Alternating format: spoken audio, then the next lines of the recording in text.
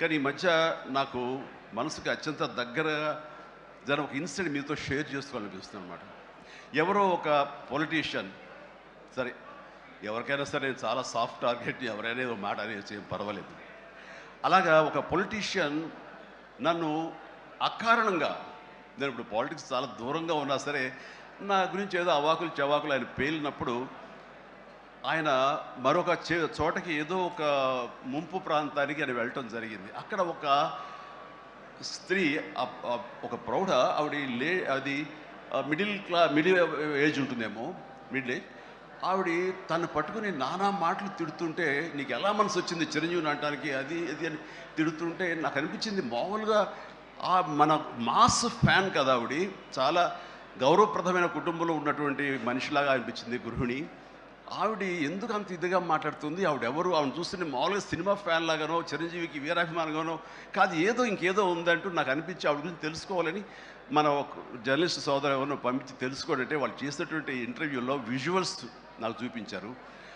ఏంటమ్మా అంత ఇదిగా ఆయనకి వీరాభిమానం అంటే, అభిమానం సినిమాభిమానం కాదయ్యా, ఆయన వ్యక్తిత్వానికి అభిమానం అంటే చెప్పినప్పుడు నా మనసు టచ్ అయింది. ఏంటమ్మా అంత ఇదిగా ఏంటమ్మా ఆయన మీకైనా సహాయం చేశాడు, ఏం చేస్తాడంటే సహాయం చేయటువంటి అయ్యా, నా బిడ్డ ప్రాణాలను కాపాడాడు అని అన్నప్పుడు, ఏ విధంగా ఏంటి అని అన్నప్పుడు, నా బిడ్డకి రాజమండ్రిలో దగ్గర ఒక పల్లెటూరుది, రాజమండ్రిలో కానీ కాకినాడలో కానీ నా బిడ్డకి ప్లేట్లెట్స్, డెంగ్యూ వచ్చేసి ప్లేట్లెట్స్ బాగా డౌన్ అయినప్పుడు వితిన్ అవర్స్ నా బిడ్డ కనుక ప్లేట్లెట్స్ సమయానికి అందకపోయి ఉంటే కనుక వాడు ఏమైపోయాడు, పాటిగా దూరం అయిపోయేవాడు. అంటే ఒక 8 ఏళ్ల బాలుని అబ్బాయిని పిలిచి పక్కన కూర్చోబెట్టుకుని ఆ తల్లి చెప్తుంది, మరి ఎవరో చెప్పారు చిరంజీవికి ఫోన్ చేయపోయావమ్మని. నేనేంటి చిరంజీవి ఫోన్ చేయటువంటి, ఎక్కడ నుంచి చేయగలను, ఆయన ఎక్కడో ఉంటాడు, ఎలా చేయాలి ఫోన్ అని తెలియని పరిస్థితుల్లో, లేదమ్మా బ్లడ్ బ్యాంక్ చేయి, వాళ్ళు ఖచ్చితంగా ఎత్తుతారు ఫోను, నీకు కాల్ సహాయం చేస్తారంటే, వాళ్ళు గంటల్లో కావాలి, అది ఎక్కడో ఉంది హైదరాబాద్లో, ఎలాగొస్తుందో అనుకున్నాను. కానీ అయినా సరే ఎక్కడో ఆశ చావక ఫోన్ చేయడం జరిగింది. ఫోన్ చేసిన తర్వాత అక్కడ స్పందించి అక్కడ సిబ్బంది వెంటనే రాజమండ్రి పరిసర ప్రాంతాల్లో ఉన్న అభిమానులు, ఆ బ్లడ్ గ్రూప్ ఎవరికైతే ఉందో అభిమానుల్ని వెంటనే పంపించేయడం ఏంటి, అవర్స్లో వాళ్ళు హాస్పిటల్కి, నీరెస్ట్ హాస్పిటల్కి వెళ్ళి బ్లడ్ ఇవ్వటం ఏంటి, దాని నుంచి ప్లేట్లెట్స్ వేరు చేయటువంటి, ఆ బిడ్డకి ఎక్కించడం ఏంటి, తెల్లారిసరికి ఆ బిడ్డ మళ్ళీ తిరిగి ఎంతో ప్రాణాలతో బతికాడు. ఇది ఈడనయ్యేవాడు. ఆయన కనుక సమయానికి చేయకపోయి ఉంటే నా బిడ్డ ఏమైపోయాడు. అలాంటి మనుషుల ఈ తుచ్చులు నీచులు కలిసిందని మాట్లాడతారు.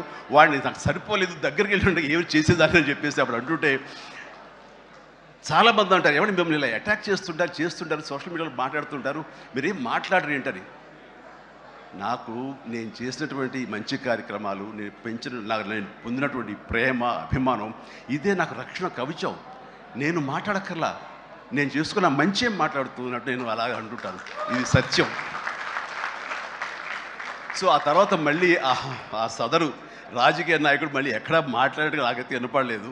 అంటే వాళ్ళకు కూడా మనసు ఉంటుంది కదా, వాళ్ళకి ఒక అంతరాత్మ ఉంటుంది కదా, వాళ్ళకి తెలుసు. ఇంటికి వెళ్ళేసరికి ఆయన అంతరాత్మ చెప్పబోయిన ఇంట్లో వైఫ్ అని చెప్పుద్ది, ఏంటి చెప్పు నోరు అని.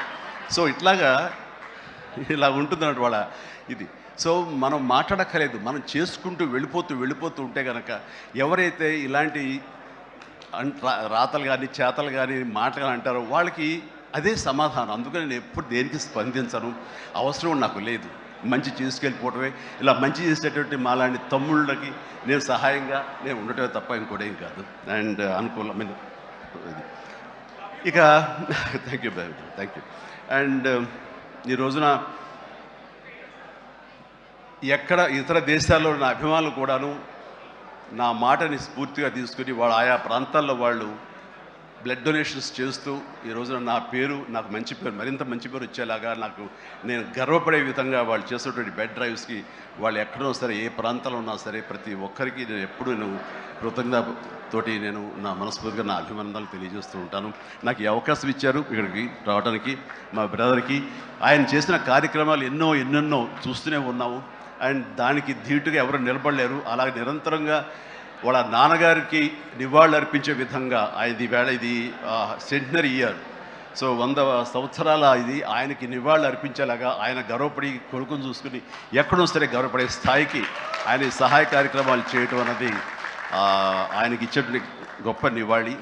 అండ్ ఈ సందర్భంగా మా బ్రదర్ని నేను మనస్ఫూర్తిగా అభినందిస్తున్నాను. అండ్ ఇలాంటి కార్యక్రమాలు ఎప్పుడు చేసినా సరే నన్ను పిలవండి, మీకు అందుబాటులో ఉంటాను, అందరూ కలిసి చేద్దాం.